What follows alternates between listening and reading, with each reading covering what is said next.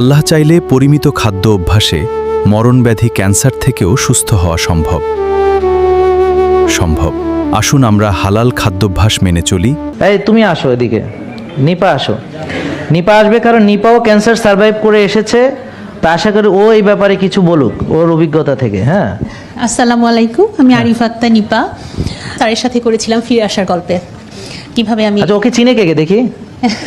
ও যাক, তাও তো কিছু লোক চিনে। হ্যাঁ, তো কিভাবে আমি ক্যান্সার সার্ভাইভ করলাম এবং কিন্তু একটা কথা আমি বলতে পারি নাই তখন, বা সময় স্বল্পতার জন্য বলা হয়নি বা কোনো কারণ স্কিপ করে গিয়েছি, যে আমার এই সাফারিংসটা হলো কেন, কি কারণে হলো। তো আমি স্যার 19 সাল থেকে এটা শুরু করে জেকে লাইফস্টাইল। আমি 19 সাল থেকেই প্রফেশনালি ইয়োগা ইনস্ট্রাক্টর হিসেবে কাজ করি। তো মাঝে মাঝে স্যারের স্ক্রল করলে স্যারের ভিডিওগুলো আসতো, তো আমি চলে যেতাম স্ক্রল করে, যে কি একটু পড়ব দেখবো, বা থাক আমি তো এগুলো জানি, দরকার কি। এই যে অবহেলাটা, এই যে অবমূল্যায়নটা, এটা আমাকে কি করেছে, এটা আমাকে হয়তো আমি বলবো না যে ক্যান্সারকে প্রতিরোধ করতে পারতো, হয়তো ক্যান্সার আসতো, কিন্তু আমার সাফারিং ছিল। আমি কেমোথেরাপি, আমার 4 সার্কেল কেমোথেরাপি হয়েছিল, 20টা রেডিয়েশন দেওয়া হয়েছিল, রেডিওথেরাপি দেওয়া হয়েছিল।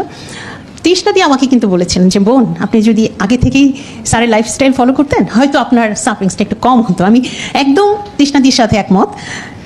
আমি যদি আগে থেকেই স্যারের এই লাইফস্টাইলটা ফলো করতাম, আমার কেমোথেরাপির সেই বিভৎস দিনগুলো দেখতে হতো না, সেই যন্ত্রণাময় দিনগুলো আমি পার করতে হয়তো আমার খুব সহজ হতো, বা আমার লাগতোই না। আমার রেডিয়েশনের সেই ভয়াবহতা আমাকে গ্রাস করতো না। আমার বড় বড় চুলগুলো হয়তো ঝরে যেত না, আমার চোখের পাপড়ি ভুরু হয়তো তখন পড়ে যেত না, আমার নখগুলো হয়তো পড়ে যেত না, আমি হয়তো ট্রমাটাইজড হয়ে যেতাম না। আমি যেভাবে সেই সময় মানসিক শক্তি অর্জন করতে আমার যতটুকু কষ্ট হয়েছে সেটা হয়তো লাগতো না। তো এই যে স্যারকে আমার অবহেলা করাটা, এটা আমার যে কতটা অন্যায় হয়েছিল, আমি তখন যখন আমি ট্রিটমেন্ট প্রোটোকলের মধ্যে ছিলাম তখন আমি হৃদয় দিয়ে অনুভব করেছিলাম, এবং তখন থেকে আমি শপথ করেছিলাম, আল্লাহ যদি আমাকে বোনাস লাইফ দেন, আমি যদি ক্যান্সার সার্ভাইভ করতে পারি, আমি ইনশাআল্লাহ স্যারের প্রত্যেকটা কথা মেনে চলবো। এবং যেই মুহূর্ত থেকে আমার ডক্টর আমাকে বললো now you are free from cancer, আমি আর এক মুহূর্ত দেরি করিনি। আমি প্রত্যেকটা জেকে লাইফস্টাইলের প্রত্যেকটা ধাপ প্রাণ চেষ্টা করেছি মেনে চলার। হ্যাঁ, আর সেই ফলশ্রুতিতে আমি আলহামদুলিল্লাহ আল্লাহর অশেষ রহমতে আজ আমাকে দেখতে পাচ্ছেন।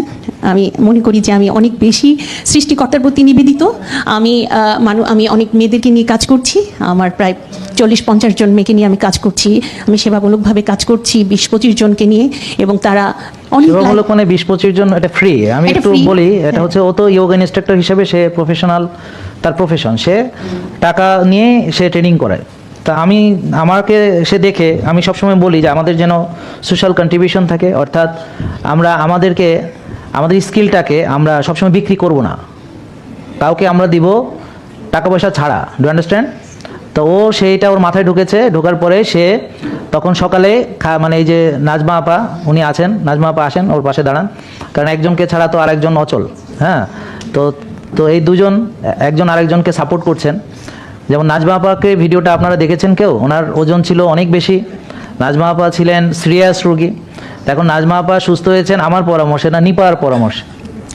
নাজমা আপাকে টেক কেয়ার আমি করিনি, আমি তাকে চিনিও না, নিপা তাকে টেক কেয়ার করেছে।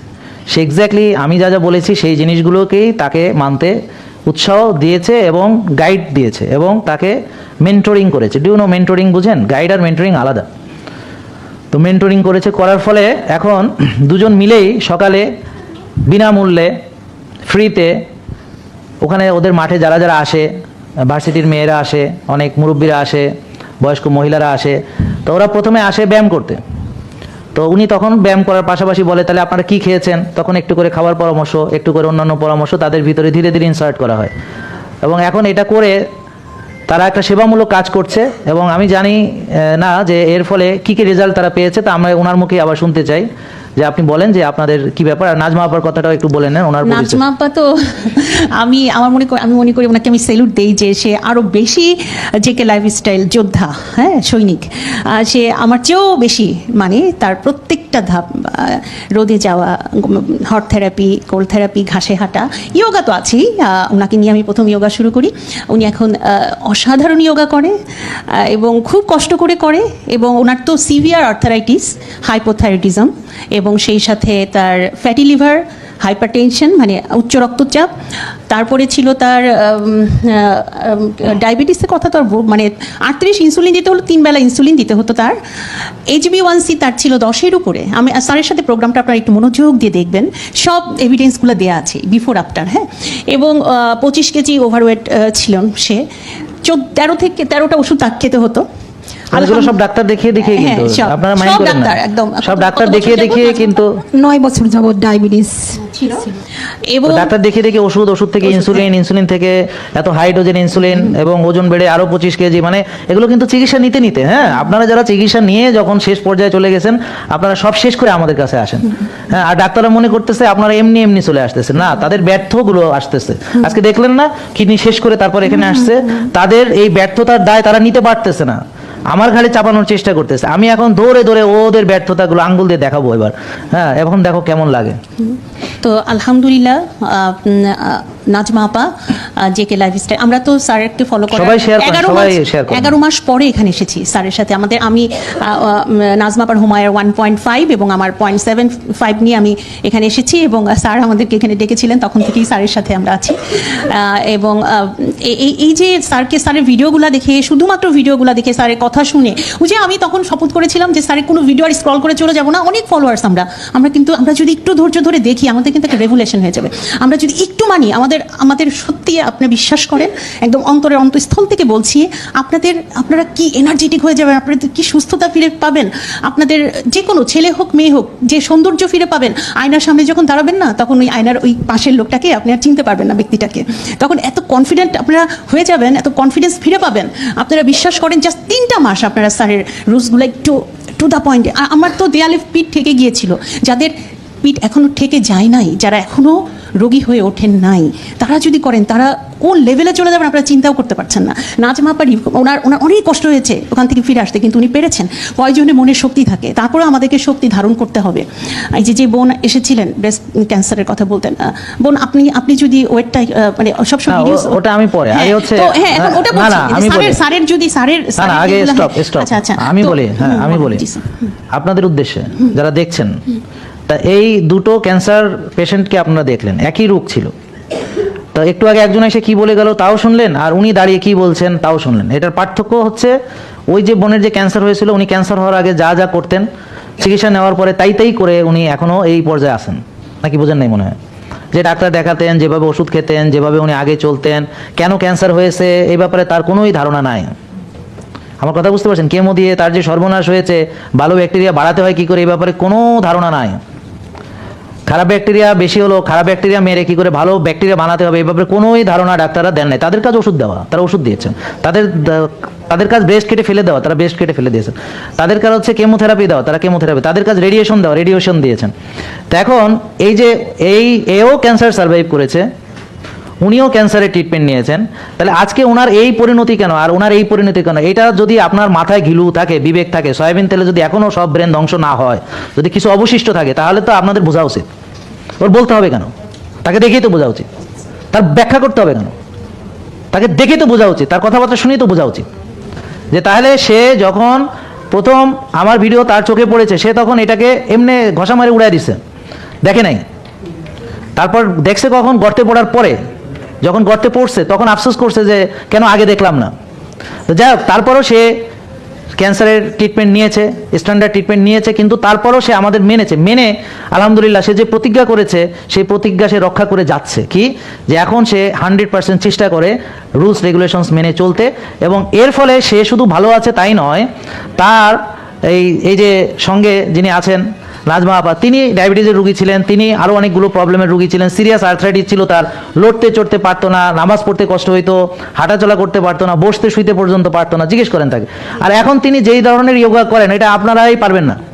যেই পোজগুলো আছে সবচেয়ে কঠিন সেগুলো উনি অবলীলায় করেন, এমন কিছু করেন যেটা এই নিপাও পারে না, ওর সাগরেদ সেটা চেয়েও ভালো পারে, মানে ইয়োগা, যে কিনা আর্থ্রাইটিসের রুগী ছিল, বুঝতে পারছেন? তো এখন আপনারা কবে বুঝবেন যে মানুষের ক্যান্সার হয় কেন? আর ট্রিটমেন্ট নিয়ে যদি সে আগের নিয়মেই চলেন যেভাবে ক্যান্সার হয়েছে, এবং ক্যান্সার চিকিৎসার পরেও যদি সেই একই নিয়মেই চলেন, আবার হবে না কেন? এটা মাথায় ঢোকে না কেন? এটা বুঝাইতে হবে কেন? এই জ্ঞান নিজের নাই কেন? তাইলে এই জিনিসগুলো আমার বুঝাইতে হচ্ছে কেন? ওকে দেখেই তো বোঝা উচিত। তারপরেও সে এখন যেহেতু অনেক ভালো আছে, ওর মতো প্রতিটা রুগী ভালো থাকতে পারে যদি সে চায়। কি করতে হবে? ডেডিকেশন নিয়ে মানতে হবে। কি করতে হবে? তাকে এক্স্যাক্টলি তার মেটাবলিক পিকচার বা প্রোফাইল অনুযায়ী তাকে সেই খাবার খেতে হবে যেটা তার খাওয়া উচিত, আর যেগুলো নিষেধ সেটা খাওয়া যাবে না। তারপরে তাকে এক্স্যাক্টলি যেভাবে ঘুমাতে বলা হয়, যেভাবে শ্বাসের ব্যায়াম করতে বলা হয়, যেভাবে কফি এনামা করতে বলা হয়, যেভাবে বরফ থেরাপি করতে বলা হয়, যেভাবে হট কোল্ড শাওয়ার করতে বলা হয়, হ্যাঁ, যেভাবে ঘাসে যেভাবে হাঁটতে আমরা যেভাবে বলি, এছাড়াও আল্লাহর কাজ করতে হয়। একটা মেয়ে সে যদি উলঙ্গ চলাফেরা, অর্ধউলঙ্গ চলাফেরা করে, তো রব তো তার প্রতি অসন্তুষ্ট হবেন। তো রব তাকে কেন তার স্নেহধন্য করবেন? তিনি কেন তাকে ভালো পৃথিবীতে প্রশান্তিতে রাখবেন? কেন তাকে এই পৃথিবীতে তাকে শান্তির ভিতরে রাখবেন? কেন, কি জন্য রাখবেন? কি ঠেকা পড়ছে তার? তো প্রথমে হচ্ছে উনি বোন কি বললো যে আমি আল্লাহকে আগের চেয়ে বেশি এখন ভয় পাই এবং আরও বেশি আল্লাহকে মানার চেষ্টা করি। এই কথা ছিল তার প্রথম কথা। তো যে কে লাইফস্টাইল মানে তাই আগে আপনার রবকে সন্তুষ্ট করার চেষ্টা করেন, এরপর আপনি তার থেকে স্নেহধন্য হওয়ার জন্যে, তার স্নেহ, তার যে রহমত পাওয়ার জন্যে বিনামূল্যে মানুষকে সেবা করতে শিখুন। শুধু টাকা দিয়ে না, টাকার বাইরেও যেতে হবে। টাকা দিয়ে, যেমন আমি যখন রুগী দেখি, যে কটাই দেখি, 2, 4টা 5টা যাই দেখি না কেন, হ্যাঁ, তো আমি তাদের থেকে টাকা নিই। কিন্তু এই যে আমার এখানে যত রুগী আপনারা আসেন, একজনের 1 পয়সাও দিতে হয় না। এই আমার সেশনের জন্য দিতে হয় না, তারপরে আমাদের ডাক্তার দেখাতেও দিতে হয় না, পুষ্টিবিদের পরামর্শ নিতেও দিতে হয় না। এটা হলো আমাদের সেবা। বসেন কোথাও।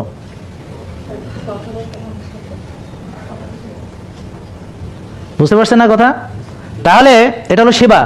আপনারা যদি যে কোনো মানুষ, আমি বলবো, যদি রবের থেকে কিছু পেতে চান, সুস্থতা হোক, যাই হোক, আপনার যে কোনো কিছু পৃথিবীতে বা আখেরাতে, তাহলে আগে বিনামূল্যে নিজের জ্ঞানকে বিতরণ করা, ওর স্কিলকে বিতরণ করা, স্কিলকে সে মানুষের মাঝে ছড়ানো, যেই জ্ঞান তার আছে, যেই যোগ্যতা তার আছে, সেই যোগ্যতাটা, যেমন তাকে তার যে প্রফেশনাল ক্যারিয়ার, অর্থাৎ যাদের পয়সা আছে, ভালো টাকা আছে, তাকে টাকা দিয়ে তারা ট্রেনিং করবে, কিন্তু তার কিছু বিনামূল্যে সেবাও থাকবে। তো এই জন্য সে বিনামূল্যে সেবাটা অলরেডি তার চালু করেছে। এখন আমি তাকে জিজ্ঞেস করছি কি, যে আপনারা যে যাদেরকে নিয়ে সকালে কাজ করছেন, এদের ভিতরে কারো কোনো পরিবর্তন হয়েছে কিনা সেটা দয়া করে বলতেন। অবশ্যই স্যার, সেটা বলেন। আমি তো এই প্রশ্ন করছি, আগে প্রশ্নটা তো বুঝতে হবে। জি জি জি জি স্যার, খুবই পরিবর্তন হয়েছে। তারা প্রথমত তাদের মধ্যে ইচ্ছা শক্তি জাগ্রত হয়েছে যে না, প্রতিদিন ব্যায়াম করতে হবে, এটা একটা বিশাল পরিবর্তন। প্রতিদিন আসতেছে, এটা একটা বড় পরিবর্তন। ওই যে মেয়েটা কি বললো, 1 দিন গেলে 6 দিন যায় না, রেগুলার সকালে আসা, এটা হলো সবচেয়ে বড় পরিবর্তন। যে যদি কেউ একটা লোক সকালে প্রতিদিন আসতে পারে একটা জায়গায়, তাহলে এটাই হচ্ছে সবচেয়ে বড় পরিবর্তন। আশা করা যায় সে এই ট্র্যাকে থেকে যাবে। কি বুঝতে পারছেন? তা আমাদের সবচেয়ে প্রবলেম হচ্ছে আমাদের ডিসিপ্লিনটা মেনটেন করে যাওয়া। এখন ওর সুবিধা কি, ও যদি প্রতিদিন সকালে ব্যায়াম করায়, তাহলে ও যদি কখনো চায়ও যে না আমি আজকে ব্যায়াম করবো না, পারবে না। কারণ ওর সাগরেদরা বলবে বা নাজমা আপা বলবে, এই আপনার কি হলো, আপনি কই, তাকে খুঁজবে সবাই। এই জন্য আমি বলি যে যদি আপনি নিজে মানতে চান যে কে লাইফস্টাইল, আগে নেতা হন, ইঞ্জিন হন, তাহলে আপনি পারবেন। আপনার 15-20টা সাগরেদ আপনাকে টেনে নিয়ে আসবে, কয়েকশো লোক আপনাকে টেনে নিয়ে আসবে। জালাল ভাই আজকে আমাদের ফলো করেন, ওনার 1 লক্ষ ফলোয়ার হয়েছে, বলেন আলহামদুলিল্লাহ। আলহামদুলিল্লাহ। তাহলে এরকম আমরা চাই আপনারা যারা আমাদের ফলো করবেন, আপনাদেরও লক্ষ লক্ষ ফলোয়ার হতে হবে। তারাই বলবে, এই তুমি তো এখন অনিয়ম কেন করতেছো, তুমি কেন এখন রাত জাগো, তুমি কেন ঘুমানো ঠিক মতো, তুমি কেন ভোরে আসো না, তুমি কেন ব্যায়াম করো না, তুমি কেন নষ্ট খাও, এগুলো আপনাকে বলবে। অতএব যারা টিকে থাকতে চান তাদের উচিত হবে আপনার অর্জিত জ্ঞানকে এটাকে ডিসেমিনেট করা, এটাকে ইমপ্লিমেন্টেশন করা এবং মানুষের মাঝে ছড়ানো, তাদের টেক কেয়ার করা। এতে আপনার রব আপনার প্রতি খুশি হয়ে তিনি আপনাকে সুস্থতা দিবেন। আমার কাছে এসে লাভ কি? আমি কি আপনার সুস্থ বানাবো নাকি? আমি তো আপনাকে সুস্থ বানাতে পারবো না। আপনাকে সুস্থ বানাবেন আপনার রব, তাকে খুশি করার জন্য আপনি সেগুলো করবেন। তো রোজা রাখলে তিনি খুশি হবেন, আপনি খুশি হবেন ভোরে উঠলে, তিনি খুশি হবেন মসজিদে যে 5 ওয়াক্ত নামাজ পড়লে, তিনি খুশি হবেন ফজরের নামাজের পরে আপনি ঘাসে হাঁটুন, জমিনে বিচরণ করুন, জমিনে ছড়ান, তাহলে তিনি খুশি হবেন। তিনি খুশি হবেন সূর্যের আলোতে গেলে, সূর্য তিনি তৈরি করেছেন, সূর্যের মাধ্যমে ভিটামিন ডি তৈরি হয়, সূর্যের উপকারিতা আছে, তিনি সূর্য এমনিতে সৃষ্টি করেননি, সেই উপকার থেকে আপনি আপনাকে বঞ্চিত করতেছেন, আপনি সেই উপকারটা নিতে হবে, তাহলেই তিনি খুশি হবেন, আপনার কল্যাণও হবে, তিনিও খুশি হবেন। রাতকে দিয়েছে ঘুমের জন্য, রাতে ঘুমাবেন, জেগে থাকেন কেন? জায়গা থেকে নিজে সর্বনাশ করতেছেন, আর আপনি নিজে রুগীও হচ্ছেন, আর রবেরও অসন্তুষ্টির পাত্র হইতেছেন। 3টা ঝামেলা একসাথে হইতেছে। তা আপনি কেন এই কাজ করবেন? হয় তো এটা আপনাকে বলতে হবে কেন? আপনার ক্যান্সার রোগী হয়েছে, আপনার অমুক হয়েছে, আপনার তমুক সমস্যা, এতগুলো সমস্যা। আগে দেখেন আপনার কি কি সমস্যা আছে, আপনি কি খাবার খাচ্ছেন, আপনি কখন ঘুমাতে যাচ্ছেন, কতটা টেনশন করতেছেন, কখন উঠতেছেন, নিজের শক্তির চর্চায় কি কি করতেছেন, আপনি রোদে যাচ্ছেন কিনা, ঘাসে হাঁটছেন কিনা, শ্বাসের ব্যায়াম করছেন কিনা। তো এগুলো যদি না করেন তাহলে আপনার সমস্যাগুলো তো ঠিকই আছে, এটি তো হওয়া উচিত। তাহলে এগুলো না করে আবার সুস্থ হতে চাচ্ছেন কেন বলেন? এটা কি মাথায় ঢুকতেছে না আমাদের? আমার মনে হয় ঢুকতেছে না। ভাবছে কি এটা এই ট্যাবলেট আছে, ওটা ওই ট্যাবলেট আছে, হ্যাঁ এটা সেই ট্যাবলেট আছে, ট্যাবলেট দিয়ে বলে ওর জীবনের সমস্যার সমাধান হয়ে যাবে। রাত জাগে ট্যাবলেট খেয়ে বলে ভালো হয়ে যাবে, ব্যায়াম করে না ট্যাবলেট খেয়ে বলে শক্তিশালী হয়ে যাবে, হ্যাঁ সুগার বাড়ছে ট্যাবলেট দিয়ে বলে সুগার কমায় ফেলবে, মাথা ব্যথা ট্যাবলেট দিয়ে কমায় ফেলে। কি কারণে ক্যান্সার হলো, কি কারণে আলসার হলো, কি কারণে মাথা ব্যথা হলো, কি কারণে ডায়াবেটিস হলো, সেটা মনে হয় দেখার কোনোই দরকার নেই। তাহলে এই জন্য আমাদের কি হচ্ছে, আমরা ট্রিটমেন্ট ঠিকই নিচ্ছি এবং ট্রিটমেন্টের কমপ্লিকেশনও আমার হচ্ছে, কিন্তু আমাদের কিডনিও নষ্ট হচ্ছে, লিভারও নষ্ট হচ্ছে, আমার প্ল্যাটলেটও চলে যাচ্ছে, আমার বোন ম্যারো ধ্বংস হচ্ছে, আমার ভালো ব্যাকটেরিয়া মেরে ফেলতেছি ওষুধ দিয়া, আমার খারাপগুলো গ্রো করছে। তা আপনারা যারা ট্রিটমেন্ট নিচ্ছেন কি মনে করেন ওষুধ কোনো ভালো জিনিস? আপনি বছর বছর খাবেন আর আপনি মনে করেন কোনো সমস্যা হবে না, এটা ভাবতেছেন আপনি? এটা হয় কোনো দিন? তাহলে রুট কজে যেতে হবে, রুট কজটা বুঝতে হবে। তা আমাদের এই যে ওকে বলেছি যে সেবামূলক কাজ করছে, তো সেবামূলক কাজ করে প্রথম যে উপকার সেটা হলো ডিসিপ্লিন ঠিক হয়েছে। একটা লোকের ডিসিপ্লিন ঠিক হলে সে সব পারবে না, পারবে না। তারপরে নেক্সট এবং ধারাবাহিকতা ঠিক হয়েছে, দুটো ডিসিপ্লিন এবং কনসিস্টেন্সি, হ্যাঁ। মানে ধারাবাহিকতা, এই দুইটা জিনিস খুব ইম্পর্টেন্ট। এবং স্যার যেটা বললেন, আসলেই আমি বৃষ্টির জন্য 3 দিন যাইনি, আমার কাছে অলরেডি ফোন, আপু আসছেন না কেন, আপু আসছেন না কেন, এই যে এটা আমার কাছে খুবই ইন্সপায়ার। আমি স্যারের কথা স্মরণ করে সম্পূর্ণ স্যারের গাইডলাইনে এটা আসলে চিন্তা করেই আমি এটা শুরু করেছিলাম, কিন্তু এত সারা পাবো আসলে বুঝতে পারিনি, বিশাল সারা। এরপর এটাও বলো যে প্রথম কয়জন ছিল, এখন কয়জন প্রথম আছে? খুবই অল্প জন ছিল, 5 জন আসলো, তারপর হ্যাঁ। আস্তে আস্তে আসলো 10 জন, হ্যাঁ। 15 জন, এখন 20 কয়জন? জন, 25 জন, এখন 30 জন। এবং ঢাকা ইউনিভার্সিটির সবচেয়ে বড় কথা জেনজিরা, যে ঢাকা ইউনিভার্সিটির 10-12 জন স্টুডেন্ট চলে আসছে আমার কাছে, মানে ওই ওই ওই আমাদের গ্রুপে। হ্যাঁ, এবং ওরা করছে খুব সুন্দর, খুব ভালো লাগে যখন ওরা চলে আসে, ওরা তো রোগ হয়ে ওঠেনি, এই যখন ওরা করছে এটা আমার কাছে খুব ভালো লাগছে। এবং পিসিওডি নিয়ে আসছে, হ্যাঁ বাচ্চারা ওভারওয়েট নিয়ে আসছে, খুব ভালো হয়ে যাচ্ছে। এবং আমি স্যারের একদম সম্পূর্ণ স্যারের যে লাইফস্টাইলটাই ফলো করাচ্ছি এবং স্যারের খাবারগুলোই সাজেস্ট করছি, খাচ্ছে এবং অল্প অল্প করেই খাচ্ছে। প্রথমে হলুদ দিয়ে শুরু করছে, তেলটা চেঞ্জ করছে, দেন অ্যাপেল সিডার ভিনেগারটা খাচ্ছে, আস্তে আস্তে আস্তে আস্তে করছে। এবং দেখা যাচ্ছে 3 মাসের মধ্যে তারা বেশ একটা সুন্দর একটা স্যার তারা আসবে আমাদের সাথে বলছে। এবং সে স্যারের সাথে মানে এত স্যারের যারা করবে, যারা এটা ফল পাবে, স্যারের প্রতি কৃতজ্ঞ হতে বাধ্য। আজকে আমি কৃতজ্ঞতার জন্য এখানে এসে দাঁড়িয়েছি, অন্য কিছুর জন্য না, জাস্ট কৃতজ্ঞতা এবং শ্রদ্ধা, ভালোবাসা, এটা আমাকে এখানে টেনে নিয়ে আসে সব সময়। যে আমরা এই জিনিসটাই, এই কে শিখাবে আমাকে? তো কেউ শিখায় নাই, স্যারই তো শিখিয়েছে। আমি তো নাহলে কোথায় পেতাম, আমি কোথা থেকে আমার এই আলোর পথটা আমি দেখতাম? আমি আসলেই বুঝতে পারি না, কি আমাকে দেখাতো? কই, আমি তো এত দেখিয়েছি ডাক্তার, কেউ তো আমাকে বলে নাই যে তোমার এই প্রোটোকল শেষ হলে তুমি এইভাবে লাইফস্টাইল মেনটেন করবে। একজনও তো না, ইন্ডিয়ার একটা ডাক্তারও তো বলে নাই আমাকে, বাংলাদেশের একটা ডাক্তারও তো আমাকে বলে নাই। আমি তো এখান থেকেই আমি এই আলোর দিশাটা পেয়েছি। এবং এখন পর্যন্ত এই পর্যন্ত আল্লাহ, এই পর্যন্ত আমি ফিউচারটা জানি না কি হবে আল্লাহ। মজার ব্যাপার হচ্ছে ও জীবনে আমার একটা টাকাও দেয় নাই। না দেয় নাই তো, আমাকে একটা টাকাও দেয় না, অথচ সে আমার থেকে গিফটও নিছে। জি জি স্যার, তো এরপরে হ্যাঁ, এখন আমাদেরকে একটা মুক্তার মালা দিয়েছেন। হ্যাঁ না, এখন শোনেন, সে অথচ যেই ডাক্তারদেরকে সে টাকা দিয়েছে দেশে বিদেশে, ইন্ডিয়াতে সে কত টাকা খরচ করে এসেছে জিজ্ঞেস করেন, তারা কিন্তু তাকে 1 পয়সার নলেজ শেখায় নাই, 1 পয়সার জ্ঞান দেয় নাই। বুঝতে পারছেন? তা আপনারা যে এইটা পাচ্ছেন, আপনারা মূল্যায়ন করতেছেন না, আমি শিওর। কেন? কারণ আপনারা যদি মূল্যায়ন করতেন আজকে আপনারা রুগীই থাকতেন না। আপনি যদি 19 সাল থেকে আমাকে ফলো করতেন, আজকে এখানে রুগী হিসেবে বসতেন না, এরকম বসতেন, এরকম দাঁড়াতেন, এখানে রুগী হিসেবে বসতেন না, দাঁড়িয়ে আপনার সাকসেস গল্পটা বলতেন এখানে দাঁড়িয়ে। বুঝতে পারছেন? তা আপনারা যে মূল্যায়ন করছেন না, এর চেয়ে বড় প্রমাণ যে আপনি এখন যে রুগী, এখনো যে এখানে দাঁড়ায় আপনার সমস্যা বলতে আসবেন এখানে, সমস্যা সেটা হওয়ার কথা ছিল না। 19 সাল থেকে ওপেনলি আমি কথাগুলো বলতেছি, যদি আপনি 19 সাল থেকে ফলো করতেন, আজকে এখানে দাঁড়িয়ে শুধু সাকসেস স্টোরি বলতেন। হ্যাঁ, এখানে দাঁড়িয়ে আমার মাজা ব্যথা, আমার এখানে ব্যথা, আমার ওটা ব্যথা, এগুলো বলতে হইতো না। আমার লিভারে এই, আমার এই, ওগুলো বলতে দাঁড়াতেন না, এখানে দাঁড়াতেন শুধু বলতে আপনি ভালো আছেন, আপনি বেনে ভালো আছেন, আপনি ভালো আছেন, শুধু এই কথাই বলতেন। অথচ সব ফ্রি, আপনি ভিডিও দেখেন বাসায় বসে বসে। ও তো ইন্ডিয়া শুয়ে শুয়ে আমার ভিডিও দেখছে, বিছানায় শুয়ে শুয়ে আমার ভিডিও দেখছে, তো তার তো টাকা দেওয়া লাগে না, শেখার জন্য তো টাকা দেওয়া লাগে নাই। আমার তো হাজার হাজার ভিডিও আছে ইউটিউবে, ফেসবুকে, যেগুলো দেখে শেখার জন্য দেখলে ভালো। আর শয়তান যেগুলো আছে সেগুলো ওখান থেকে ভুল বাইর করার চেষ্টা করতেছে এবং টুইস্ট করার চেষ্টা করতেছে। আরে বেটা, আমার সব ভুল, যা এই ভুল ফলো করে এই মেয়েটার এই অবস্থা হয়েছে, এই ভুল ফলো করে ওনার এরকম সুস্থতা সে খুবই ভিজে যায়। আর তোদের শুদ্ধ বিশুদ্ধ সে ফলো করে করে একটা কি হচ্ছে তো দেখতেছি, আসতেছে কিডনি নষ্ট করে, লিভার নষ্ট করে। উনার কি অবস্থা ছিল, তার কি অবস্থা ছিল, ওই যে আরেক বোন একটু আগে বললো, তোদের ভালোটা ফলো করে কি হচ্ছে তো দেখতেছি, সমাজের সামনে দাঁড়ানো দেখা যাচ্ছে স্পষ্ট। দেখ একজন চিকিৎসা নিতে নিতে কার কি কি নষ্ট হয়েছে, কার চোখ নষ্ট হয়েছে, কার লিভার নষ্ট হয়েছে, কার কিডনি নষ্ট হয়েছে, চিকিৎসা নিতে নিতে, নাকি ঠিক না? বুঝেন নাই? তো দলিল প্রমাণ ঘরে ঘরে ভর্তি, নাকি এটা দেখাইতে হবে মানুষকে, শিখাইতে হবে?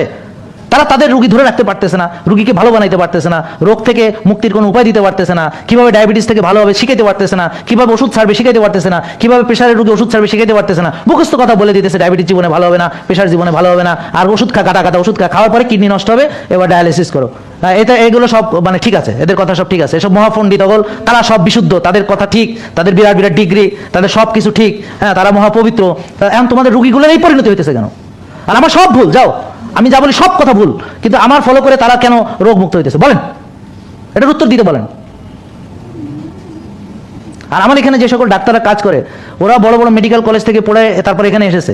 আমাদের আইডিওলজি তারা বিশ্বাস না করলে জীবন এখানে কাজ করতো না। আমি এখনো বিশ্বাস করি টাকা দিয়ে ডাক্তার কেনা যায় না। তো ওরা যখন দেখেছে যে না এটাই হচ্ছে আসলে রোগ মুক্তির উপায়, এবং তাদের জন্য এখন রোগীরা দোয়া করে, 1 মাস পরে এসে বলে আমার এটা ওটা ভালো হয়েছে, তারপর ডাক্তার সাহেবের জন্য দোয়া করে, পুষ্টিবিদের জন্য দোয়া করে, বলে আমি অমুক আপা আমাকে দিছে পরামর্শ, দোয়া করে। এই যে নিপার জন্য দোয়া করে, এই যে নাজমা আপার জন্য মানুষ দোয়া করে, এই যে তিতলিকে চিনে অনেকে, অনেক বাচ্চা তিতলিকে চিনে, এই যে তৃষ্ণাদির জন্য দোয়া করে যে না তৃষ্ণাদি একটু চেষ্টা করছে ভালো ভালো কিছু কাজ করার, তো কিভাবে বাচ্চাদের খাওয়াটাও বানায় দেয় সুন্দর সুন্দর, এটা দেখে আপনারাও বানাতে পারেন। So contribution for the society, for the humanity, হ্যাঁ ফর দ্য সোশ্যাল বিইং। আমরা মানুষ হিসেবে আমি পৃথিবীর জন্য কি করছি বলেন, উত্তর দেন। কে কি করছেন পৃথিবীর জন্য বলেন?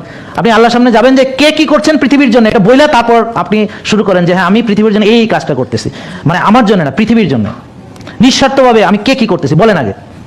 তো এই যে এরা যে ডাক্তাররা যে বিভিন্ন কথা বলে, আরে ভাই এরা টাকা ছাড়া কোনো ওষুধই লিখে না, আর ওষুধ লিখলেও টাকা পায়। টাকা ছাড়া কোনো প্রেসক্রিপশন লেখে না, আর সেই প্রেসক্রিপশন লিখে যে টেস্ট দেয় সেখান থেকেও টাকা পায় তারা, বুঝতে পারছেন? কিন্তু তাদের রুগীরা তো ভালো হচ্ছে না, তাদের রুগী তো ওষুধই খাচ্ছে সারা জীবন, এবং খেতে খেতে লিভার কিডনি নষ্ট হচ্ছে। তার কাছ থেকে আমার বুলশিট শোনা লাগবে? তার কাছ থেকে আমার নীতিবাক্য শোনা লাগবে? কি মনে করেন আপনারা? তাই কি দরকার সে আমার ভুল ধরতে আসবে? তার কাছ থেকে আমার কোনটা ঠিক বেঠিক শিখতে হবে।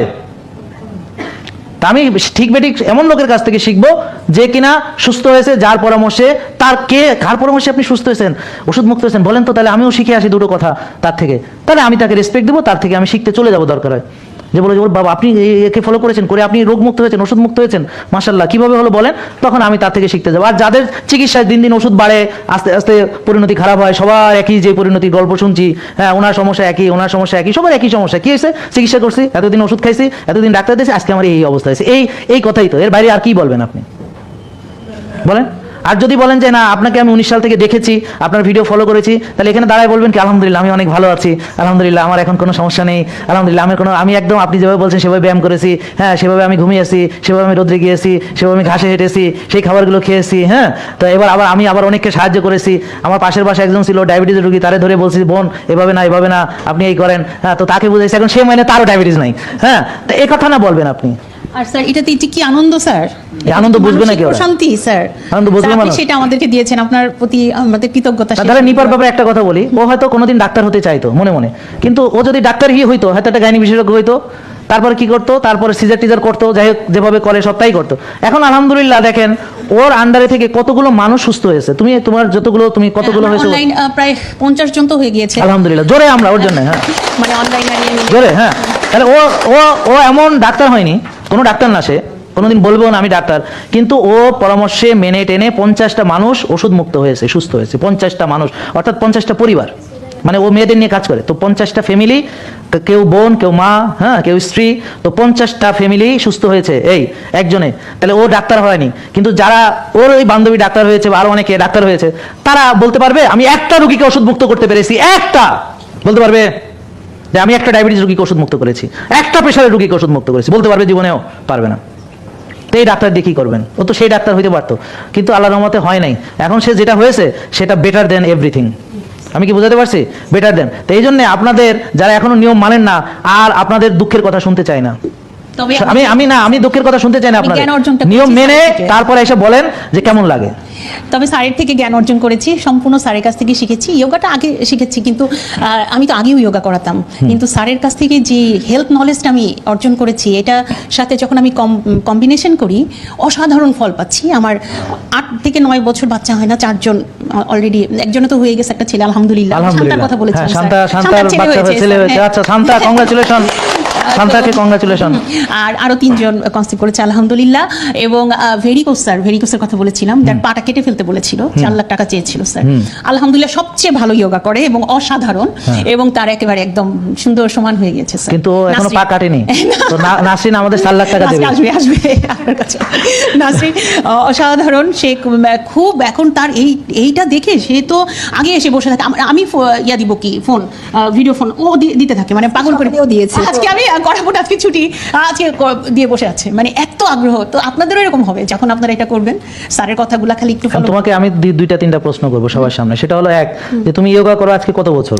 19 সাল থেকে স্যার। যোগা করতে করতেই ক্যান্সার হয়েছে? জি স্যার। হ্যাঁ, না এটা কেন বলতেছি, কারণ যোগা করতে করতে ক্যান্সার হয়েছে, বুঝছেন? 19 সাল থেকে যোগা করতে করতে 23 সালে যে ক্যান্সার হয়েছে। তা আপনারা যারা মনে করেন যে আপনারা যোগা করলে সব ভালো, আপনারা যারা যোগা বোঝে নাই, তুমি ছাড়া সবাই বুঝছে। এই যোগা কে কে বোঝে নাই? সবাই বুঝছে। যোগা একটা ব্যায়াম, যোগা ব্যায়াম। হ্যাঁ হ্যাঁ, যোগা বলে বোঝে না। আচ্ছা, যা করে দেখা মনে তোমারে। আচ্ছা যাই হোক, তা এখন ওকে বাদ। আচ্ছা শোনেন, তাহলে জিম করে করে 36 বছরের একটা ছেলে জিম করতে করতে 6 প্যাক, সে হার্ট অ্যাটাক করে মারা গেছে। তারপর হচ্ছে তামিম ইকবালের মতো একজন অ্যাক্টিভ প্লেয়ার, যারা মনে করে খেলাধুলা করলে সুস্থ থাকবো, সে মাঠের মধ্যে 2বার হার্ট অ্যাটাক করেছে, massive heart attack. Sourav Ganguly কি সে হার্ট অ্যাটাক করেছে। তো যারা ভাবতেছেন যে ব্যায়াম করে ভালো থাকবেন, যারা ভাবতেছেন যোগা করে ভালো থাকবেন, তারা যে কোনো একটা জিনিসকে চুজ করেছেন, অনলি ওয়ান। কিন্তু জীবনে ভালো থাকার জন্য খাওয়া, ঘুম, ব্যায়াম, মানসিক প্রশান্তি, রোদ, ঘাস ইত্যাদি আরো অনেক কিছু দরকার। আর দরকার হলো সেবামূলক কাজ আর আল্লাহর সন্তুষ্টি, এটা হচ্ছে সবার আগে। তো এগুলো ছাড়া এই পৃথিবীতে আল্লাহর জমিনে আমি ভালো কি করে থাকতে পারি? হ্যাঁ, তো এই জন্য বলবো যে আপনারা ওই যে কোনো একটা জিনিস, যারা মহাপণ্ডিত, আরে বাবা আমি যোগা করে পৃথিবীর সব সমস্যার সমাধান করে ফেলবো, তাই নাকি? তাহলে ও তো করেছে, তো করতে করতে কেন তার ক্যান্সার হলো? এটা উত্তর কি? করতে করতে ক্যান্সার হলো কেন? কারণ ও তো একটা জিনিস করেছে, কিন্তু সে কোন খাবারটা খেয়েছে, কখন ঘুমিয়েছে, তারপর কিভাবে ইমোশনাল ব্যালেন্স করতে হবে, কয়টা আপনার এগুলো সে শিখেছে, সার্কাডিয়ান রিদম সম্পর্কে কি জেনেছে, ভিটামিন ডি সম্পর্কে কি জেনেছে, সূর্যের আলো সম্পর্কে কি জেনেছে, বুঝতে পারছেন? তারপরে তার অ্যাটিটিউড চেঞ্জ করতে হবে কিভাবে, সেটা কি জেনেছে। তার স্বামী আগেরটাই আছে, কিন্তু দেখবেন যে যখন দুজন, মানে দেখা গেল দুজন টক্সিক পিপল, তার সারাক্ষণ ঝগড়া লাগবে। এখন সে আগের স্বামী আছে, এখন ও কি করবে? টলারেট করবে। তারপর ও যখন টলারেট করা শুরু করবে, স্বামীও তখন চিন্তা করবে যে ও এতগুলো টলারেট করছে, মানুষ তো বিবেক আছে, বুঝবে, তখন সেও করবে ঠিক আছে আমি তাহলে একটা জিনিস টলারেট করি। তো এইভাবে তাদের পরিবর্তন। একটা বিষয় বলতে চাচ্ছি স্যার, আপনার সাথে প্রোগ্রামে অনেক কমেন্টগুলো আসে যে অনেক অভিযোগ করে যে আমি মেয়েরা, হ্যাঁ, ফ্যামিলি সাপোর্ট পাচ্ছি না, হ্যাঁ, আমার টক্সিক ফ্যামিলি, বা আমি অর্থ জোগাড় করতে পারছি না। তাহলে আমি আর নাজমা আপার প্রসঙ্গটা একটু বলি, ঘরের কথা একটু বলি। হ্যাঁ শিওর, আর এটা জানার দরকার আছে, কারণ আপনারা ইন্সপায়ার্ড হবেন। আমার ফ্যামিলি থেকে তো একটু সাপোর্ট আমি পাই নাই। হ্যাঁ, আমি ক্যান্সার যখন ট্রিটমেন্টের সময় বিশাল সাপোর্ট পেয়েছি একেবারে, হ্যাঁ, কিন্তু এটা তারা বুঝে নাই যে যে কোনো মুহূর্তে ক্যান্সার আমি আবার ধারণ করতে পারি, রিকারেন্স করতে পারি, এটা সেরে যাওয়ার জিনিস না। আমি যদি আনহেলদি লাইফ লিড করি, কিন্তু সেইখানে তো আমি একটা মানুষের সাহায্য পাই নাই, আমাকেই শক্তি অর্জন করতে হয়েছে, আমাকেই নিজেকে সেলফ মোটিভেশন দিতে হয়েছে। কই নাজমা আপা তো একা লড়েছে? জি, আমি একা লড়েছি, হ্যাঁ, সাথে আমার নিপা আপা ছিলেন। হ্যাঁ, কই তারও তো টাকা পয়সার সমস্যা ছিল, তারও তো কেউ একজন পাশে ছিল না। কই আমরা কেউ একজন মানে ওর নিজের আপন হাজবেন্ডের কথা বলতেছে। মানে একটা জিনিস আমি স্পষ্ট করে বলি, মানে ওর যখন রোগ হয়েছে, ওর হাজবেন্ড তার জন্য টাকা খরচ করছে, তাকে ইন্ডিয়া নিয়ে গেছে, তাকে অপারেশন করাইছে, ওষুধ লাগছে কিনে দিছে, কেমো লাগছে কিনে দিছে, লাখ লাখ টাকা খরচ করছে, কিন্তু যখন লাইফ স্টাইল ফলো করতে গেছে তখনই সে বেঁকে বসছে। অথচ সেখানে তার থেকে 1 টাকাও চাওয়া হয়নি। আমার কথা বুঝতে পারছেন? তো নাজমা আপার ইনসুলিন কিনে দিছে, নাজমা আপার ওষুধ কিনে দিছে, নাজমা আপার ডাক্তার দেখাতে নিয়ে গেছে, নাজমা আপার চিকিৎসার জন্য তার জামাই সব ঢেলে দিছে, কিন্তু যখন সে এটা ফলো করবে তখন বলেন টাকা বেশি, দাম বেশি, তখন টাকা বেশি, কিন্তু কম। কিন্তু আসলে তার যে খরচের জন্য যেটা লাগতো 7-8 হাজার টাকা, সেটা কিন্তু তার এখন মাসে এটা লাগে না। কিন্তু তারপরেও কারণ সে যে পাচ্ছে না, মানে ওই যে ওষুধ 8,000 টাকার ওষুধ বাঁচতেছে, হ্যাঁ, এখন ওর 8,000 টাকার ওষুধ খরচ বেঁচে গেছে, যেটা সে সঙ্গে তো সয়াবিন তেল খাইছে, 6 বেলা তো খাবার খাইছেই, হ্যাঁ, তাহলে ওই 6 বেলা খাবারও খাওয়া লাগে না, আর 8,000 টাকার ওষুধ খাওয়া লাগে না, বুঝছেন? 8,000 টাকার খাবারও লাগে না, 8,000 টাকার খাবারও লাগে না, কারণ রোজা রাখলে একবেলা খেলে 8,000 টাকা মাসে সে খাবে কি কোন সময়?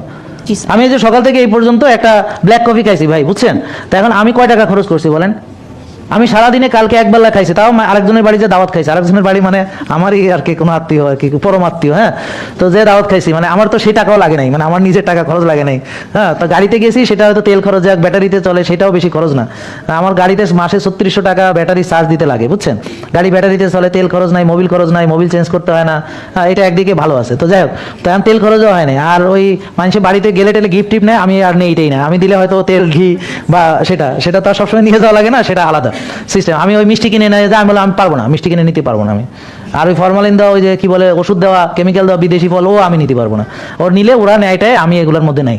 আমি নিজ হাতে গুণা করি না, গুণা অন্যরা করে। দেখা গেল আমরা শ্বশুর বাড়ি গেলাম ছোট বোনের, এখন আম্মা আব্বা তো গেছে, বোন টোন সবাই মিলে গেছে, গেলে পরে কি হবে, তো ওরা কি করে, আমার গাড়ি আলাদা, তো আমি তো আলাদা গাড়িতে যাব, ওরা ওদের গাড়ি নিবে আলাদা, নিয়ে ওরা নিজেরা মিষ্টি টিষ্টি কিনে ভরবে টরবে, আমারে জানাবে না, তারপর আমার অন্তরালে থেকে ওরা এটাকে ডেলিভারি দিবে, হ্যাঁ। পরে আমি তো দেখবো, কারণ আমার সামনে আবার ওরা দিবে মিষ্টিগুলো, তো আমি তো বুঝি মিষ্টি কে আনছে। এখন সামাজিকতা হচ্ছে আমাদের এরকম, আমরা সমাজের কাছে বন্দী হয়ে গেছে, আমরা চাইলেই সমাজ পরিবর্তন করতে পারছি না, আমাদের সিলসিলাগুলো অন্যরকম হয়ে গেছে। এর চেয়ে যদি আমার বোনের শ্বশুর বাড়িতে যদি আমি ধরেন কিছু তেল ঘি, হ্যাঁ, অলিভ অয়েল, এগুলো যদি নিয়ে যেতে পারতাম, এখন পারবো, এখন ইনশাল্লাহ পারবো, ওই পরিবেশ তৈরি হয়েছে, এখন পারবো। তারাও এখন আসে, তারাও এখানে আসতেছে, তারা বুঝতেছে, কিন্তু ওই সময় আমিও পারি নাই। সেই জন্য বললাম কি যে ভাই, আপনাদের যে স্ট্রাগলগুলো আছে, চ্যালেঞ্জ আছে, ব্যারিয়ার্স আছে, বিশ্বাস করেন এখন আমি আশা করি যে নিশ্চয়ই ওর হাজবেন্ড এখন আগের চেয়ে বেশি সাপোর্টিভ। জি জি বলো সেটা। জি জি, আমার খালি খারাপটা বললা, ভালোটা বলে। জি স্যার, আমার হাজব্যান্ড খুবই আমার এখন দেশ থেকে আমাকে ডিম এনে দেয় বাগেরহাট হ্যাঁ, থেকে। ও বাগেরহাট, আমাদের বাড়ি বাগেরহাট নাকি আর বাড়ি? জি, তার বাড়ি বাগেরহাট। আপনার শ্বশুর বাড়ি বাগেরহাট? ও, তাহলে তো আমাদের দেশের আপনি মনে করেন যে বউ হয়েছেন, হ্যাঁ। আমাদের কিন্তু বাগেরহাট বাড়ি, হ্যাঁ। না, এখন আমার হাজবেন্ড তার অফিসের পাশেই বিজয়নগর অর্গানিক লাইফের ব্রাঞ্চ, সে হ্যাঁ। কিনে এনে দেয়। সে সরিষার তেল নিয়ে যায়, সে ব্ল্যাক রাইস নিয়ে যায়, সে কিনুয়া নিয়ে যায়।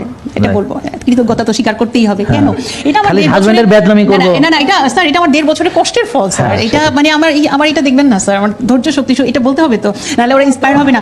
ধৈর্য শক্তি, সহনশীলতা, এটা তো রাখতেই হবে।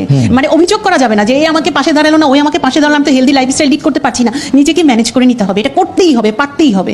এটাই হচ্ছে আমাদের মনের শক্তি, এটা অর্জন করতে হবে। আর স্যারের বিষয়ে একটা কথা, আমি নিজেই সারপ্রাইজড হয়ে যাই। স্যারের আমরা এখানে দেখি স্যার 3 ঘন্টা একটানা দাঁড়াই থেকে স্পন্টেনিয়াস কথা বলে যাচ্ছে, এটা আমরা কিন্তু আমি 4 ঘন্টা বলছি। 4 ঘন্টা, কিন্তু এর বাইরে আমরা আর একটু বেশি জানি। স্যারের সাথে প্রোগ্রাম করতে যাই, মানে আমি অবাক হয়ে যাই, সারপ্রাইজড হয়ে যাই যে এখান থেকে প্রোগ্রাম করে যাই, পেশেন্ট দেখে না খেয়ে শুধু মানে একটু দাবের পানি খায়, হ্যাঁ। আর তারপরে আমার 1.5 ঘন্টার প্রোগ্রাম 2 ঘন্টা লেগে যায় না স্যার, 2.5 ঘন্টা লেগে যায়। 2-2.5 ও, ঘন্টা স্যার, আমি তো খালি জাস্ট প্রশ্ন করে চুপ করে বসে থাকি, স্যার তো কন্টিনিউয়াস কথা বলে যাচ্ছে 4টা 3টা পর্যন্ত। কিভাবে, how is it possible sir, আমি জানতে চাই। ও আচ্ছা, সেটা হচ্ছে মানে এটা তো অনেক লম্বা চড়া উত্তর। সেটা হলো কি, ছোট্ট করে, হ্যাঁ। সহজ করে, আপনার এনার্জি সিস্টেম যখন কাজ করবে, আপনার মেটাবলিজম যখন ভালো থাকবে, এবং মাইটোকন্ড্রিয়াগুলো যখন তার নিজের শক্তিতে চলতে পারবে, এবং মাইটোকন্ড্রিয়ার সংখ্যা এবং তার সাইজ যখন বাড়াতে পারবেন, তখন আপনার নিজের মনে হবে আনলিমিটেড এনার্জি আপনার ভিতরে চলে আসছে, এবং স্পন্টেনিয়াসলি আপনি কাজ করতে পারবেন। কিন্তু কোন কাজ, যে কাজ করতে আপনি পছন্দ করেন। এখন যদি আমাকে একটা নোংরা পরিবেশে নিয়ে রাখা হয়, তখন আমার এটা ভালো লাগবে না। তো এটা ইকিগাই বলে একটা কথা আছে, ভেরি ভেরি ইম্পর্টেন্ট। ইকিগাই হচ্ছে যেই জিনিস আপনি করতে পছন্দ করেন সেটাই আপনি করছেন, সেটাই আপনার পেশা, সেটা আপনার নেশা, সেটা আপনার ভালোবাসা, সেটা আপনার রুটি রুজি, সেটাই আপনার প্যাশন, সেটাই আপনার প্রফেশন, সেটাই আপনার সব কিছু। সো আমি পছন্দ করি লাইফস্টাইল, তো এই লাইফস্টাইল নিয়ে সারাদিন বকবক করতে আমার কোনো অরুচি হয় না। তা আপনারা যারা এখানে এসেছেন, যাদের পছন্দ ওষুধ বা পছন্দ রাত জাগা, পছন্দ অনিয়ম, পছন্দ নোংরা খাওয়া, কিন্তু হয়তো সুস্থ হওয়ার জন্য অনেক কষ্ট করে নিজের পছন্দকে সরিয়ে রেখে কোনো রকম গিলছেন আমাদের লাইফস্টাইল, তারা এই একটু ভালো হওয়ার পরেই আপনার এটা ছেড়ে ছুড়ে চলে যাবেন, মনে রাখবেন। সেটাই ঘটে, ওজন কমায় 20 কেজি, তারপর আর তারে খুঁজে পাই না, হ্যাঁ। ওজন কমায় 30 কেজি, তারপর আর তারে খুঁজে পাই না, বুঝছেন? তো এটা হবে না। তাহলে এনার্জি কখন কাজ করবে? যখন জানেন যেটা মানুষের জন্য কল্যাণ কাজ করছি, যখন বুঝবেন এটার একটা আখেরাতের রেজাল্ট আছে, যখন বুঝবেন এটা একটা দুনিয়াতে পজিটিভ ইম্প্যাক্ট আছে, যখন বুঝবেন যে এটা হচ্ছে যে সদগায়ে জারিয়ার মতো, আমি মরে যাওয়ার পরেও এটা থাকবে, যখন বুঝতে পারবেন যে কাজগুলো এরকম ইম্পর্টেন্ট, তো আপনি যা কাজটা করছেন সেটার গুরুত্ব আগে বোঝা জরুরি, নাহলে এনার্জি থাকবে না। আমার কথা বুঝতে পারছেন? নাহলে এনার্জি থাকবে না। আপনি যতই এনার্জেটিক লোক হন না কেন, আপনার যতই পাওয়ার থাকুক না কেন, আপনাকে আমি এমন এনভায়রনমেন্টে দিব 10 মিনিটের মধ্যে আপনি এক্সস্টেড হয়ে যাবেন।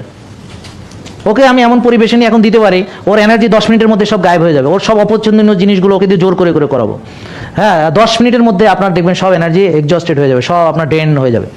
তো এই যে যেমন ধরেন, এটার একটা সহজ উদাহরণ, যে এখানে স্টুডেন্ট কে আছে, এই তুমি, ওকে যদি এখন আমি একটা ওর প্রিয় গল্পের বই পড়তে দেই, ও 3 দিন লাগলো, এই যে শার্লক হোমস, আমি 3 দিন 3 রাত জেগে আমি পুরো ভলিউম সব শেষ করছি, আমার এক ফোঁটাও ক্লান্তি আসে নাই, খাওয়ার কোনো খবর নাই, ঘুমের কোনো খবর নাই, বুঝছেন? পড়িয়া সব মানে আমি গল্পের জগতে চলে গেছি, আমি গেছি আর এক জগতে। একটা ছেলে ভিডিও গেমস এতই পছন্দ করে এবং ওকে বললাম তুই যত খুশি খেল, কিচ্ছু লাগবে না, ও 3-4 রাত ধরে খেলতেই আছে, তোর থামাথামি নাই, ও গোসল করে না, ও খায় না, ওর ক্লান্তি নাই, খেলতে আছে। কিন্তু বললাম যে এই পড়াটা পড়ো, 10 মিনিটের মধ্যে ঘুমায় গেছে, আর করতে পারতেছে না, 10 মিনিটের মধ্যে মেজাজ খারাপ হয়ে গেছে, কারণ এটা সে পড়ার তার ইচ্ছা নাই। এখন পরীক্ষায় পাশ করার জন্য জোর করে তার বাধ্য করা হয়েছে, এটা পড়তে হবে, এটা মুখস্থ করতে হবে, মুখস্থ করে পরীক্ষায় লিখলে তুই পাশ করবি, ওর এটা একেবারেই অপছন্দ। দেখা গেল সে 10 মিনিটের মধ্যে তার এনার্জি সব ফিনিশ। আমাদের এনার্জি ড্রেন কোথা থেকে হয়? যেমন ও যে সংসারে থাকে, এখন এই সংসারে থাকতে চায় না কিন্তু বাধ্য হয়ে রয়েছে, তো ওই সংসারে ঢুকলে ওর এনার্জি ড্রেন করা শুরু করবে। ও যে বেটার সঙ্গে থাকতে চায়, ওই বেটার সাথে থাকলেও মেজাজ খারাপ হয়, কিন্তু তাকে সহ্য করে মেনে নিতে হয়, তার এনার্জি ড্রেন হয়। যে অফিসে সে কাজ করে, সে অফিসে গেলেই ওর মেজাজ খারাপ হয়, বসের দৃষ্টির দিকে তাকালেই তার মেজাজ খারাপ হয়ে যায়, আশেপাশের লোকরা তাকে এমনভাবে তাকায় ওর মেজাজ খারাপ হয়ে যায়, কিন্তু বাধ্য হচ্ছে, চাকরিটা করেই যাচ্ছে এবং তার এনার্জি ড্রেন হচ্ছে। এভাবে হাজারটা উদাহরণ আছে প্রতিদিন যেগুলোতে এনার্জি ড্রেন হয়। তা আমি আমার টোটাল এনভায়রনমেন্ট এমনভাবে করা যে আমার এনার্জি ড্রেন করবে এরকম কিছুই আমার আশেপাশে আসতে দেওয়া হয় না। আমার কথা বুঝতে পারছেন? এরপর অবশ্যই নিজের এনার্জিও লাগবে এবং কোন কাজটা করছেন সেটার মানে ভবিষ্যৎ কি, সেটার ইম্প্যাক্ট কি, সেটা কতদিন স্থায়ী হবে। তো এনার্জি মানে অনেক কিছু। তারপর আপনি 8 ঘন্টা ঘুমালেন কিনা, আপনি আপনার ভিটামিন ডি লেভেল কত, হ্যাঁ, আপনার ডিসিপ্লিন কি, আপনি নীতির সাথে কম্প্রোমাইজ করেন কিনা, নৈতিকতা নিয়ে কাজ করেন কিনা, হ্যাঁ, তারপর আপনার মনের উপরে আপনার কতটা নিয়ন্ত্রণ প্রতিষ্ঠিত আছে, আপনি মনকে নিয়ন্ত্রণ করতে পারেন কিনা। তো দেখা গেল বেশিরভাগ লোকই তার মনের খুশিতে চলে।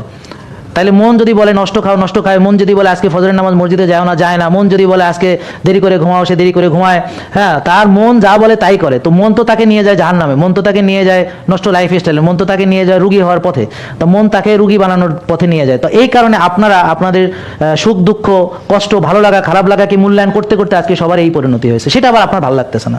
ক্যান্সার হলে আপনার ভালো লাগতেছে না, আলসার হলে ভালো লাগতেছে না, এই যে এখানে এসে দাঁড়ায় দাঁড়ায় কষ্টের কথা বলতেছেন, নিশ্চয়ই ভালো লাগতেছে না। আপনার কিডনি নষ্ট হয়ে গেছে সবার সামনে বলতেছেন, ভালো লাগতেছে না। হ্যাঁ, আপনার নিশ্চয়ই এগুলো বলতে ভালো লাগতেছে না, নাকি ভালো লাগতেছে? তা আপনার নিজের অর্জিত পরিণতি আপনার নিজেরই পছন্দ হইতেছে না, নিজের তৈরি করা মাজা ব্যথা নিজেরই ভালো লাগতেছে না, নিজের হাতে তৈরি করা ক্যান্সার নিজেই ভালো লাগতেছে না। বুঝতে পারছেন? খাইয়েন না, সয়াবিন খান। বললাম তো, আপনি সরিষার তেল, আপনি সয়াবিন তেল খান, খেয়ে তারপরে ওদের কাছে যান, দেখি ওরাই আপনারা কি করবে। হ্যাঁ, সেটা আর কি। আর আপনি বলবেন যে আমাদের দাদা দাদিরা যারা সরিষার তেল খেয়েছে তাদের কারো প্লাটেট আসিল না, সবার প্লাটেট শেষ। তো আগে আবহমান গ্রাম বাংলার মানুষ প্লাটেট ছাড়াই তারা ডায়াবেটিস মুক্ত ছিল, সব মুক্ত ছিল। কয় যে তো কবেন যে ও গাধা, তুই কি জানিস যে সয়াবিন কবে আসছে বাংলাদেশে? ও গাধা, তুই কি জানিস যে যখন সয়াবিন ছিল না তখন বাঙালিরা কোন খাবার খাইতো? তুই কি জানিস সরিষার তেল কতদিন ধরে খাইছে? এগুলো তুই শিখছস? যা, যেগুলো শিখাইছে আমার গাধারা, এগুলো একটু শুনি তোর মুখে, তুই তো গাধা, তোর মুখে একটু শুনি যে এগুলো আমার জবাব দে। তো আমাদের আবহমান গ্রাম বাংলার মানুষ কোন তেল খাইতো, কত বছর ধরে খাইতো, সিলসিলা কত ধরনের, আপনি কত দিন থেকে খাইতো আপনি জানেন? কত দিন ধরে তারা খাইতো। আর সয়াবিন কবে আসছে তো আমাদের চোখের সামনে আমরা জানি। আমি গ্রামে যখন ছিলাম সরিষা খাইতাম, এরপর সয়াবিন আব্বা রেশনে পাওয়া শুরু করলো, তখন সয়াবিন তেল ঘরের মধ্যে আসলো, বিনা পয়সার তেল, রেশনের তেল, হ্যাঁ, দরিয়ামে দাল, সরকারি মাল খা, হ্যাঁ, তারপর তো এগুলাতে গেল। তো এখন আপনাদের মানে কেউ কিছু বললেই আপনি বিশ্বাস করবেন, আপনার কি মাথায় গিলু নাই নাকি? আর কি আশ্চর্য কথা, এরা কি ধরুন, আপনি কথাই বোঝেন না, বসেন এখানে। আপনি বলবেন কি যে আমাদের আবহমান গ্রাম বাংলার মানুষ, আমার দাদা পরদাদা সবাই সরিষার তেল খাইছে, এখন কিচ্ছু হয় নাই, তুমি সয়াবিন খাইছো কবে? আর তোমরা যে এইসব তেল খাও এগুলো তো আমেরিকারা খাইতে, আমেরিকার আজকে হার্ট ডিজিজ কি পরিমাণ বাড়তে আছে, আমেরিকার আজকে অবিসিটি কি পরিমাণ বাড়তে আছে, তোমার কানাডার আজকে কি অবস্থা, হ্যাঁ, অস্ট্রেলিয়ার আজকে কি অবস্থা। তো তোমাকে পরামর্শ তো খুব ভালো, তো ভালো মানে তারা রুগী আরো বড় রুগী হচ্ছে কেন, তারা ভালো হয় না কেন? এটা বলার তো জ্ঞান নেই, সে কথা আমি কিছু শুনতে চাই না তার মধ্যে, শেষ কথা শেষ। কি বুঝতে পারছেন? এই কথা বলার যার জ্ঞান নেই এর সাথে আমি কি কথা কম।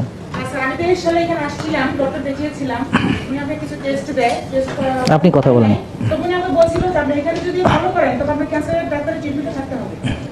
ওটা নিয়ে তো আমি আলোচনা করি না, আমি তো সরিষার তেল নিয়ে আলোচনা করতেছি। আর ক্যান্সার থেকে সার্ভাইভ করার পরে আমি বুঝে গেছি যে আমি যেটা খাবো সেটাই আমার সেল গঠন করবে। প্রতিদিন আমার সেল গঠন হচ্ছে এবং আমি যেটা খাচ্ছি প্রতিদিন আমার সেই খাবারটাই আমার সেলটাকে গঠন করছে। আমি যদি আনহেলদি খাই তাহলে আমার আনহেলদি সেল গঠন হবে, আমি যদি হেলদি খাই আমার হেলদি সেল গঠন হবে। তো সেই ক্ষেত্রে আমি স্যারকে অশেষ কৃতজ্ঞতা। আমরা কোথায় পেতাম বলেন? আমার তো ওই খাবারগুলো দরকার ছিল, আমি কিনতে চাইতাম চকবাজারে তৈরি করা জিনিস। আচ্ছা বোন, একটা কথা বলেন তো, ও যে এই কথাটা বললো, ও আসলে এখানে আসছে বা যাই করছে, ও ল্যাকিংস কোথায় বলেন তো দেখি, আপনি ধরতে পারছেন কিনা? জ্ঞানের অভাব। জ্ঞানের অভাব, হ্যাঁ ঠিক আছে, ওই তো ঠিক আছে, বাদ দেন না। দূর, আপনার এখনো জ্ঞান নাই, আপনি বুঝেনই না। এটা জ্ঞান অর্জন করলে তারপর টের পাবেন, এর আগে পাবেন। আমার যখন থেকে আপনার নিজের নলেজ নাই, সেটা নলেজটা অর্জন করতে হবে। আপনি খালি বারবার এই কথাগুলো বলতেছেন, এটি তো আপনার ল্যাক অফ নলেজ বোঝা যাচ্ছে যে নলেজটা সমস্যা। বাংলাদেশে যখন নলেজ তো যার সমস্যা থাকে নলেজ অর্জন না করা পর্যন্ত তো সে বুঝবে না যে আমার জি, জি, সমস্যাটা জি, কোথায়। স্যার, জি, স্যার। যেমন ও একসময় ভাবতো আমি যোগা করি, আমি হেলথ কনসিয়াস, আমি বহুত জানি, এইসব জাহাঙ্গীর মাঙ্গির আমার দরকার নেই। এখন চেয়ার পাইতেছে, এখন নলেজ অর্জন করছে, এখন বুঝতেছে যে এটা সত্যি এটা স্যার আগে এই পর্যায়ে আসতে হবে তো, এটা তারপর আমার- বুঝবে। আমার ফিরে আসার গল্পে স্যার আমি আসলে স্কিপ করে গেছি এটা, মানে এটা ওটা সমস্যা না, এটা সব দিন কিন্তু কি আমি সবার এখানে সবকিছু এসে- মনে আমি থাকে? এখানে এসে বলছি এটা আসলে এখন সবাই শুনছে তো স্যার, যে এই যে আমার এই যে ভোগান্তিটা হলো, হ্যাঁ আমার আরো তাড়াতাড়ি আমি আরো সুন্দর, আমার সুন্দর চুলগুলো হয়তো থেকে যেত, আমার কেমোথেরাপি লাগতো না। থাক, ওটা বাদ দাও, হ্যাঁ, হ্যাঁ। তো আমি কেন তাহলে আমি ওই খাবারগুলোর জন্য, তো আমি এই যে খাবারগুলোর কথা বলতে যাচ্ছি, তো আমি এখন বুঝে গেছি যে আমার প্রতিদিন ভালো সেল গঠন করা হবে, এখন আমার খাবারগুলো খেতে হবে। কোথা থেকে পাবো? স্যারের কাছ থেকে যে খাবারগুলো নিচ্ছি আমি নিশ্চিন্তে চোখ বন্ধ করে খাচ্ছি এবং মনে মনে ভাবছি যে এগুলো আমার ভালো সেল গঠন করছে, আমি প্রতিদিন আজকের দিনের জন্য বাঁচছি। এটাকে মেডিটেশন বলে, জানেন তো? জি। আপনি যা ভাববেন তাই হবে, আপনি শুধু খেলেই হবে না। এক হচ্ছে খাবারের উপকারিতা কি, এই খাবারটা আমি খাচ্ছি, খাওয়ার পরে আমার এটা আমার শরীরকে ভালো ভালো কোষগুলো গঠনে সাহায্য করতেছে এবং ভালো ভালো ব্যাকটেরিয়াগুলো তৈরি করার চেষ্টা করতেছে, এবং এই ভালো ভালো ব্যাকটেরিয়া খারাপ খারাপ ব্যাকটেরিয়াগুলোকে খাবার করে খেয়ে ফেলবে। হ্যাঁ, তার প্রতিটা খাবার খাওয়ার সময় ইউ মাস্ট থিঙ্ক যে কি খাচ্ছেন সেটা সম্পর্কে নলেজ থাকা, এবং শরীরে যে কি কি করবে সেটার মেকানিজমগুলো জানা, এবং জেনে বুঝে খাওয়া, আর অন্ধের মতো খাওয়া, না বুঝে খাওয়া, আকাশ পাতাল ব্যবধান। এবং 1.5 বছর ধরে যে আমি খাচ্ছি, আমি অবাক হয়ে দেখছি যে আমার আগে যে চুল ছিল, আমার আগে যে স্কিন ছিল, আমার সব কিছুই চেঞ্জ। আমি নতুনভাবে, মানে ক্যান্সার আমার জীবনটাকে শেষ করে দেয়নি, আমার নতুন লাইফ দিয়েছে। আচ্ছা, ওকে কি দেখে মনে হচ্ছে যে ওর বয়স কত বলেন তো দেখি আপনারা? হ্যাঁ, ও 22 বছর। আমার 22 বছর, আমার বড় ছেলের বয়স। ওর বড় ছেলের বয়স 22 বছর।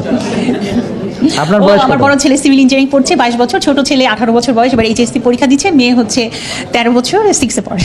হ্যাঁ, আর ওর বয়স আমার বয়স 48, 48। 48। হ্যাঁ, তো এরকম আর কি। তো এখন হয়েছে কি যে আপনি ও যে কথাটা বললো সেটা হলো কি, নিজেকে নতুন করে তৈরি করা, অর্থাৎ আপনার প্রতিটা সেল তার একটা লাইফ স্প্যান আছে। যেমন আরবিসিটা আপনারা জানেন 120, এরকম আমাদের সেলগুলো মারা যায় একটা সময় পর পর ন্যাচারালি, কিন্তু আমরা অনেক সময় নষ্ট খাওয়া দাওয়া এবং ডায়াবেটিসের কারণে বা অন্যান্য সমস্যার কারণে অনেক সেল মারা যায়, সেটা হলো ডিজিজজনিত কারণে, ওষুধের কারণে মারা যায়, তারপরে সেই সেলগুলো শক্তি পায় না এই জন্য মারা যায়, ব্যাপারটা বুঝছেন? সেই সেল খাইতে পারে না এই জন্য মারা যায়।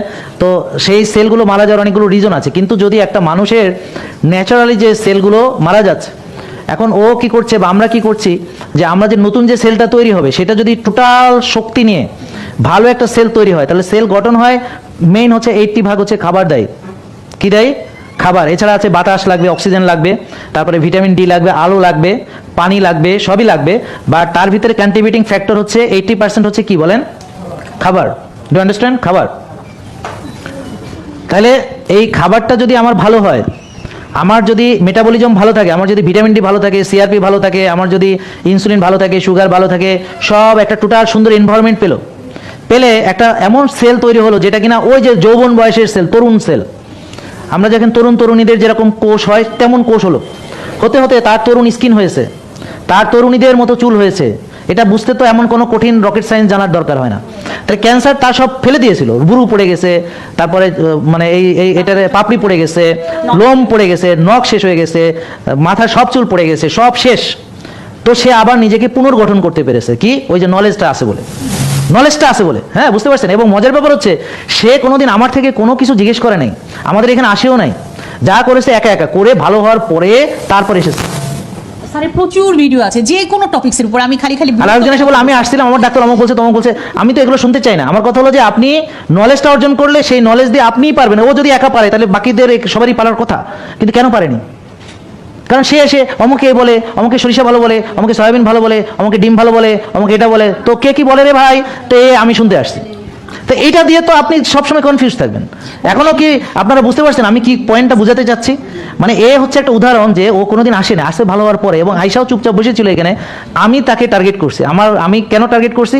উনি আয়সা বলতেছে কি যে আমাকে এরকম একজন আপু আমাকে বিনামূল্যে এই সহযোগিতা করছে, ওই সহযোগিতা করছে, এইভাবে করছে। আমি বললাম বলেন কি, এরকম মানুষ আছে নাকি এখনো পৃথিবীতে? তাহলে দেখি লোকটাকে। তখন ও বলছে এই হলো সেই আমার এনি হলেন সেই, ওই ভিডিও আছে, লাইভ ভিডিও, হ্যাঁ দেখবেন। এই হলো সে, দেখছেন? কে দেখছেন? হ্যাঁ, তৃষ্ণাদি দেখছে। এই হলো সে, যে নিপা আপা, সে হলো আমাকে এই ও এসে বলতেছে। তখন নিপা আবিষ্কৃত হলো এটা। তারপর তার সঙ্গে আমি কথা বললাম, তখন বললো যে স্যার আমার ক্যান্সার হয়েছিল, আমি ইন্ডিয়া গিয়েছিলাম, তখন আমি শুয়ে ভিডিও দেখছি, তারপর মেনে টেনে নিজে ভালো হয়েছি, ভালো হয়ে পরে ওনাকে এই করছি সেই করছি। তো কই, সে তো এখানে এসে ডাক্তার কি বলছে বলে নেই, সে তো এখানে she is not seeking here any help. তাহলে সে কিভাবে পারছে, কেমনে পারছে সে? বোঝার চেষ্টা করেন যে আমি যে কথাটা বোঝাচ্ছি আপনি হয়তো বুঝতে পারতেছেন, আপনার হয়তো সেই বোঝার জ্ঞানটা নাই, কিন্তু আমার কথাটা যে বুঝবে সে, এখন আপনারা কি বুঝছেন কি বুঝাইতে চাইছিলাম আমি? তাইলে ও যদি পারে নিজের নলেজ দিয়ে এখান থেকে বেরিয়ে এসে এই কাজ করতে, তাইলে আরও সবার পারার কথা ছিল না? ওরা কেন পারতেছে না? কারণ ও নিজে নলেজটা অর্জন করতে চায়নি। সে আসছে, রিকমেন্ডেশন চাইছে, বলছে, তা আমি তো আজকে এই কিডনি রুগীরে ফেরত পাঠিয়ে দিলাম। কিন্তু ও যদি বুদ্ধিমতী মহিলা হয় এর মতো, ও নিজে নিজে মানবে, মেনে একদিন এসে বলবে কি আমার তো ইজিএফআর এখন ভালো হয়ে গেছে। আর বুদ্ধি না থাকলে ওই এখানে আমি দায়িত্ব কেন নিলাম না, আমি ওই পা কাটতে চাই না পচা শামুকে, এই জন্য যে আমার সেফটির জন্য, এদের সেফটির জন্য, আমার সাথে যারা কাজ করে প্রতিষ্ঠানের সেফটির জন্য আমাকে আগে এটা টিকা রাখতে হবে। তো পরে যেন আপনি ক্লেম করতে না পারেন এই সিরিয়াস রুগী আমাদের এই পরামর্শ দিয়া সর্বনাশ করছি। জি না, এই কাজ আমরা এদের বলা আছে, তোমাদের ক্রাইটেরিয়া বুঝাই দিছে না যে কোনগুলারে সব রেফার করে দিবা, বলছে না? একদম রেফার করে দিবা, যেই দেখবে একটু কমপ্লিকেশন সব জান লাগবে না, দরকার নেই। ট্র্যাপও হতে পারে, দেখা গেল ডাক্তার সাজায় পাঠাইছে, ট্র্যাপও হতে পারে, দরকার নেই। ট্র্যাপও হতে পারে। ওরে বাবা উনি তো ক্যান্সারের চিকিৎসা শুরু করছে। ওদিনে একজন কমেন্ট করছে, কয় যে ওরে বাবা এখন তো দেখি ডায়াবেটিস থেকে এখন তো লিভার আসতে দিবে না। আমি বলছি যে বাংলাদেশে ডায়াবেটিস থাকবে না, এখনকার ফ্যাটি লিভারও থাকবে না, হ্যাঁ, তারপরে কয়দিন পর কোনো কিডনি রুগী থাকবে না, এভাবে বলবো, এদের মানে গা চলে যাচ্ছে। আল্লাহ, রুগী না থাকলে আমরা কি করবো? সব রুগী যদি না থাকে, হ্যাঁ, তো এগুলো আমি এক একটা দেই, আর আপনারা তো খুশি হন, কিন্তু আরেক দল কয় যে হ্যাঁ হ্যাঁ তা আমাদের কি হবে, আর আমাদের কি হবে, আমাদের কি হবে? হ্যাঁ, ওরা তো মানে মানে বিপদে পড়ে যাচ্ছে। এখন আগে জানতো আমি নাকি ওজন কমাই, তা আমি নাকি কিটো ডায়েট দিই, তারপর বলতেছে আমি নাকি ডায়াবেটিস চিকিৎসা, এখন বলে আমি ফ্যাটি লিভার চিকিৎসা করি, তারপরে এখন বলে আমি বলে যৌবন শক্তিও ফেরানোর কাজ করি। ওরে বাবা, তো এখন আমি তো কোনোটাই ছেড়ে দিচ্ছি না, এরা তো আছে মহা মুসিবতে। স্যার যে কি করতে পারে স্যার সেটা নিজেই জানে না।